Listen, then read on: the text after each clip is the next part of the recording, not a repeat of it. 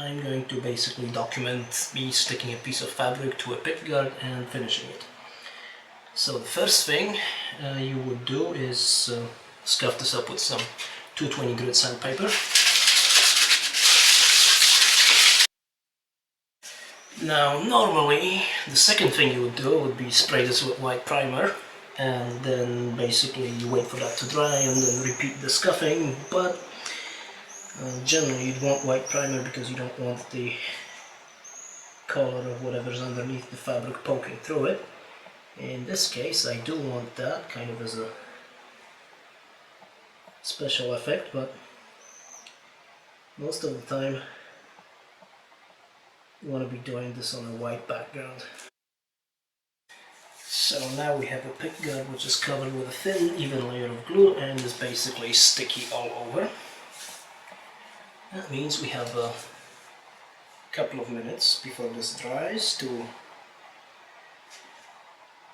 attach the fabric to it and align it. This is not easy.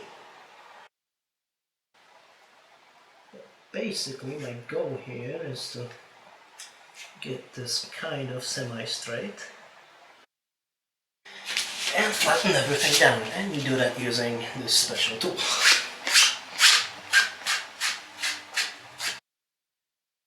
Let the glue dry and then come back to this in about a half hour. The next step is to coat this with some pore filler. This is just regular wood pore filler. This is just the cheap stuff that you'd use when doing this kind of wooden floor under the lacquer. And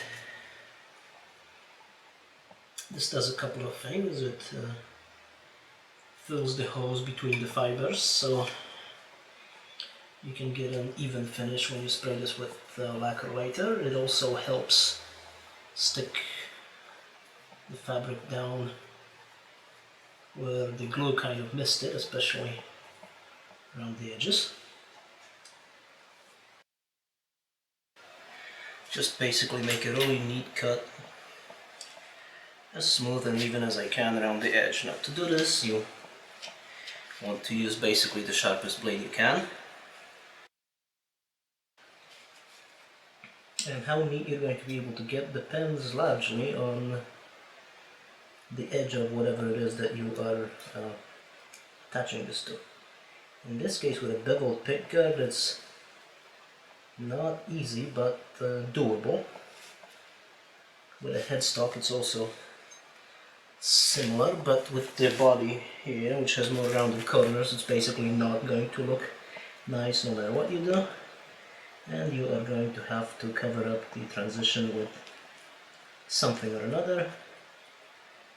Usually that will be a sunburst finish of some kind. Now for this I can't really use the razor because the blade is too thick and it doesn't have a pointy end, so for any kind of digging into inside curves I'm going to have to use a different blade.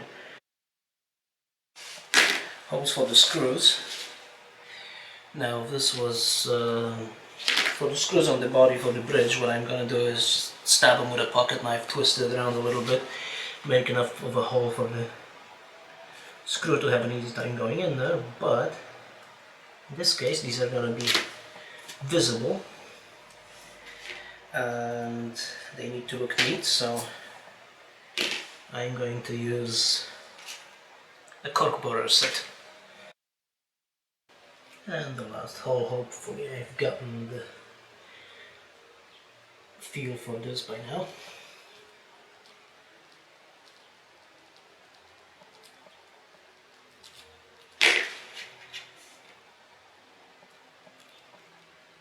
Yep, came out really neat.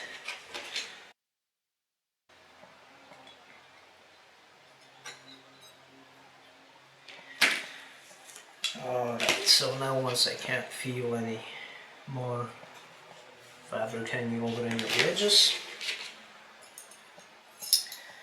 and that means we are ready to spray. Get our 220 sandpaper again. then we start spraying. It's basically like spraying anything with clear lacquer, no special instructions.